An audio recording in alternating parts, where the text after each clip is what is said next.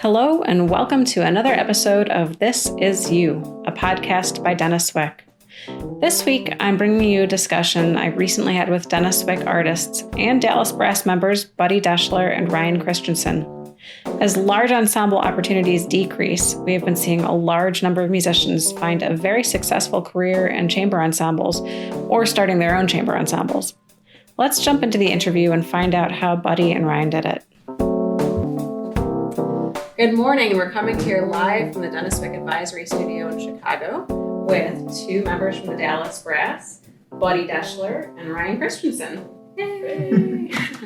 And I thought it was a great opportunity while I had them both in town to get a quick interview with them about what Brass Quintet life is like, what experiences they had, because Brass Quintet is really becoming a great addition to one's music career.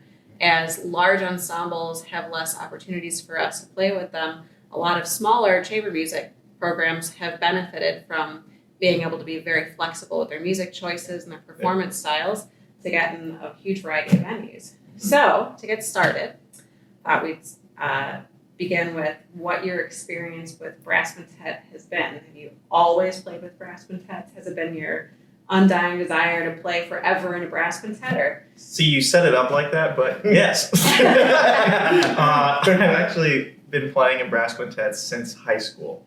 And I remember forming one in my sophomore year with kids from a couple of different schools. So we had some from mine, trombone player from another, so on and so on. And we tried to put together performances. We would open up for band concerts, whether it was at our school or one of theirs.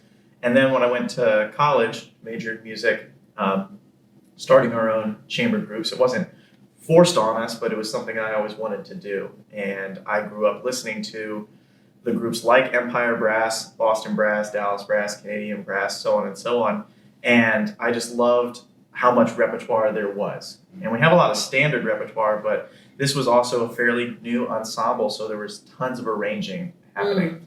So yeah, I was playing in college, and the further I got in my collegial years, I guess the more emphasis I put on it, all the way to the point when I was at Peabody and I was with Marquee Brass, and we did the Young Artist Development Series. We were with the Young Audiences of Maryland. We got to play in Arizona and Texas and all this other stuff, and that ultimately led to one of my dream jobs, which is being in a professional touring brass group like Dallas Brass. And now, was Brass Quintet the reason, did that get you started in arranging music as well? Was that kind of the beginnings for you? I'm not doing too much of the arranging when it comes to the groups that I'm playing in, but I'm always game to try it and play anything that anyone's composing, whether it's more of a popular tune or if it's just a brand new work. Sure. Yeah. Right. Well, I guess I kind of come from a very different perspective on this. I actually... we were talking before, I hadn't really played in a brass quintet for probably like 5 years before I ended up getting asked to audition for Dallas Brass. And it was one of those things, I like Buddy was doing brass quintets in high school. I was playing in like rock bands and playing in like jazz groups. Most of my collegiate years were spent trying to develop as a jazz musician and a commercial musician. That was a huge focus for me.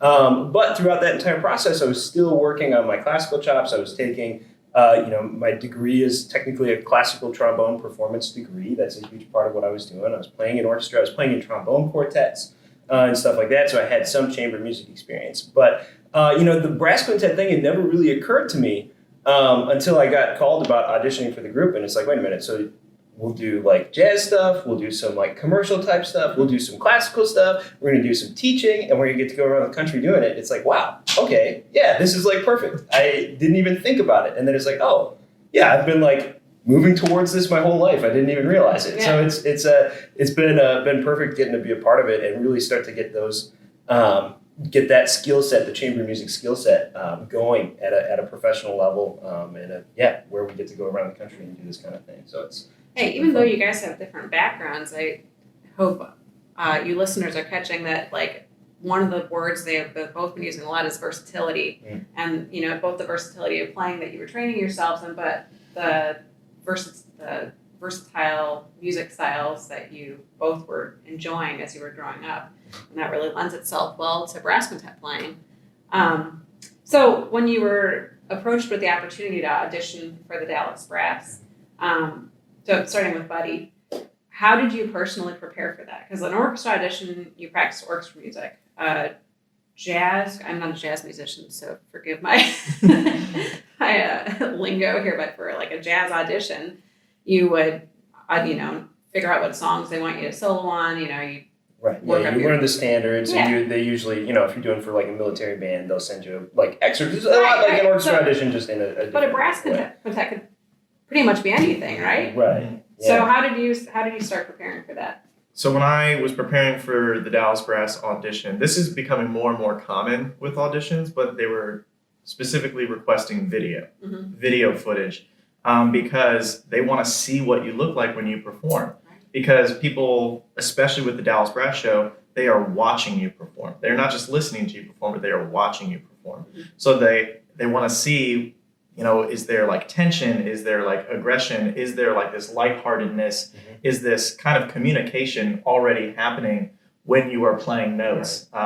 So in addition to just making sure that the excerpts were really clean, which were of a large variety. So for the trumpet players probably know, Charlier 2 was on my audition, so they wanted to hear that sort of refinement, but also Incredibles was on there. Wow. They wanted to hear some stuff with piccolo trumpet. They wanted to hear D trumpet for William Tell, which is one of our major pieces, and it closes the first half of our program, which is just back and forth.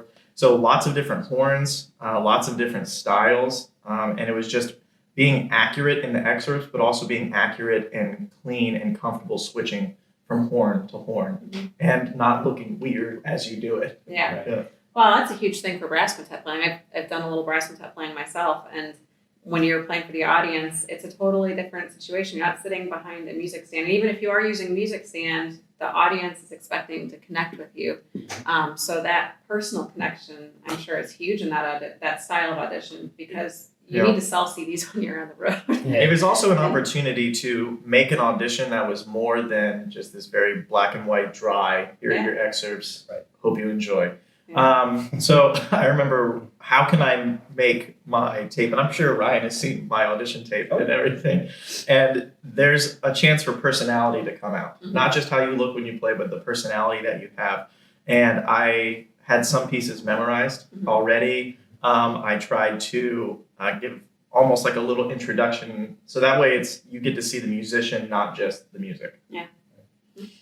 Right. I mean, largely a lot of the same stuff. I think one of the things that, like, hearing from the members of the group afterwards is, like, I had all the stuff memorized. I was playing without music in front of me. It was a video audition as well, and looking at being comfortable. Obviously, a trombone, we don't have to switch instruments as much. But again, there was a huge variety of styles. We had to do the Charlier too, and doing some like we did in a different key, but it was Charlier too. And then, doing stuff like we had a hoedown number that we had to do. Yeah, in some moments I dropped a little yeehaw in there, actually, in my audition video. I probably shouldn't say that out loud to too many people, but yes, there was if you can find it, there's a little yeehaw. Things like that might be the deciding difference. Yeah, maybe. Because the personality, well, at least in my opinion, the personality that comes across on stage, it has to be engaging. Right, yeah. I mean, there was a lot. Did you have to do this is an actual question, because I didn't see this part. Did you have to tell a joke? I did not. We had to tell, when I'm sure I was a joke. I was, come on. I had to tell, I was asked to tell 3 jokes at the end of my audition video. And Can you share one of them? Let's see. Oh man, on the spot here. Okay. So there's this guy down in Texas, right? It's like let's say it's a spring break type of Texas town, down south, and somebody's coming in and sees these kids. You can tell they're not from around here, and they're coming down for spring break. And he goes over to them and says, "Hey, what college y'all from?" And they look at him and go, "Well, we're from Yale." Or they say Yale, rather. I messed up the joke. No. They say Yale, and he goes, "What college y'all from?" Sorry. That's grade A humor. Grade C delivery that time. Grade A everybody. the trumpet player and the brass quintet I used to play with, he used to say, "Hey, I don't tell jokes for you, I tell jokes for you." That's right. He had the same 3 or 4 jokes, and he would tell at every single school show, and like we would be, fake vomiting in the background halfway through the tour. Yeah, right. So you need the corny jokes. I made I had 3. They were all that same level. I think they actually went downhill from there. So. I had a friend that would say, "These are the jokes, people. If you don't laugh, that's your problem." So now you're touring on the road. In terms of engaging an audience, do you guys have any? How do you work as a group on that? Because you're when every single time you get a new member, there's a slightly different dynamic to the group. Sure. And even if all 5 of you are great personalities, you still have to work together, and balance each other out. I think something that comes out is everyone has their particular personalities, and then people can either resonate with that or they'll move on to someone else. So like Ryan has this just something about him that everyone wants to talk to him. Like before a concert, like Ryan, we're about to go on stage, and like he's having a conversation. He's having this conversation with just like an audience member, and it's like, "Ryan, we're starting in like 2 minutes," and he's like, "Yeah, well, he just kept talking to me." Yeah. It's good to meet you, and always ask like, "Oh, and what's your name?" And something about him, like there's just this like friendly, or it's like I can go up and ask that guy a question. And then before the clinics.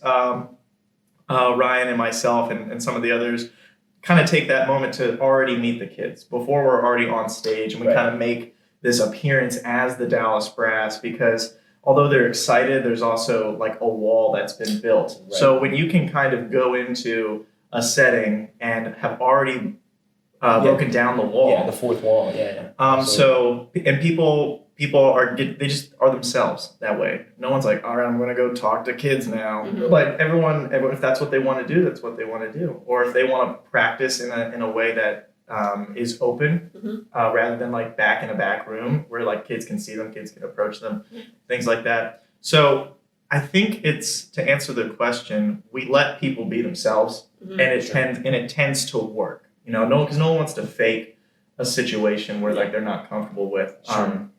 And that we just let people be themselves, and when you're yourselves, you're not trying, and then it's easier to get along and make decisions and actions based on that. Right. Yeah, and also kind of on that. So that's a really like personable way of looking at it. But in terms of if you're in a brass quintet and you're looking to like make connections or find different things about your performances that'll make you more engaging.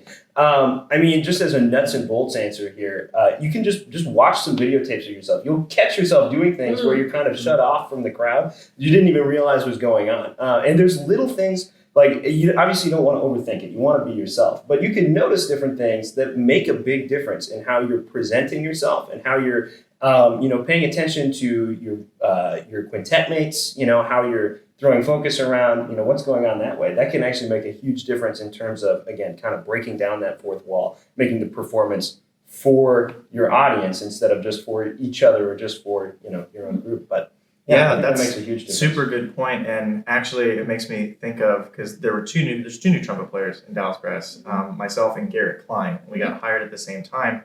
And a lot of people have seen Dallas Brass in the past, and a lot of people come back to performances, and people would come up to Garrett and I after the concert and say, "You guys look like you really like each other." And I was like, "Well, I do, but I don't know what I'm doing that communicates that or conveys that." Not just to Garrett, but to people that are watching us. And that matters a lot. People want to see you having a good time. It's like they don't come to a concert to get bummed out by people like staring at their feet while somebody else is playing.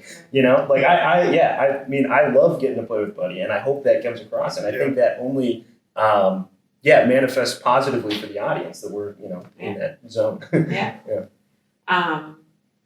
Something that came up with the stands that just reminded me. Memorization. You guys play fully memorized shows?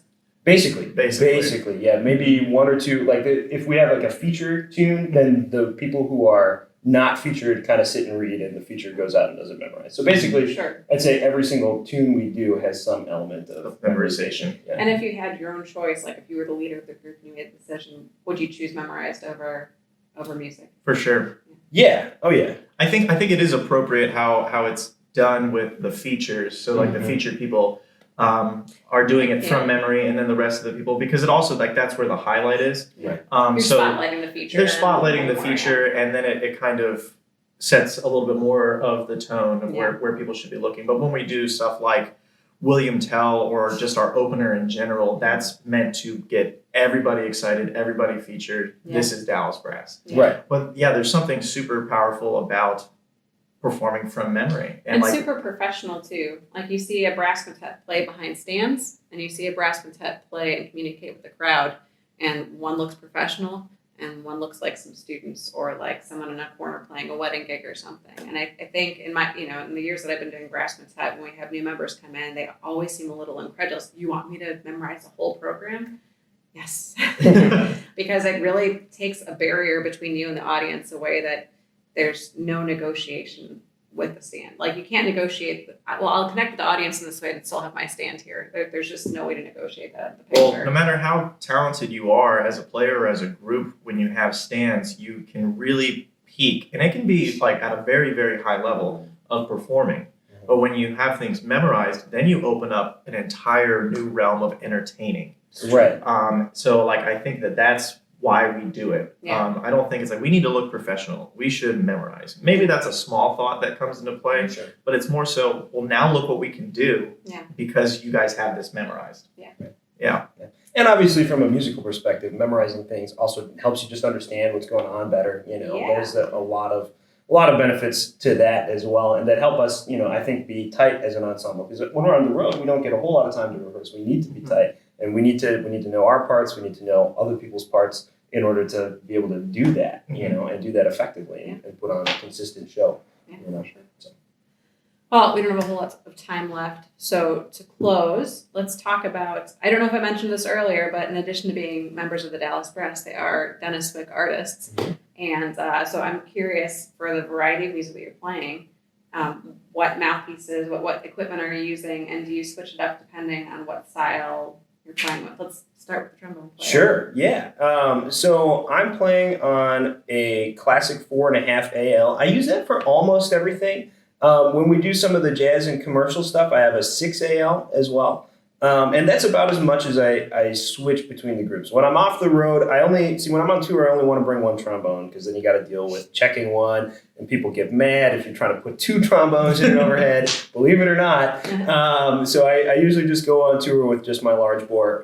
And so I have those. When I'm here in town, I have a 7 CS and a 6 BS as well. So yeah, but they're basically the 6 and the 4.5 get the job done for everything I need on the road, for sure. For the bigger horns, B flat and D trumpet in the show, I'm just using 1.5 C American Classic, and that just works for everything, no matter the style that we're playing in. And then when we do flugelhorn, I have the 4B FL. Thanks for tuning in to the Denis Wick This Is You podcast. All these discussions are lovingly created to support our listeners on every road and intersection of their musical lives. If you have any subjects you would like us to cover or questions for us, feel free to contact us through the Denis Wick app. Have a great month, and we look forward to meeting with you soon again.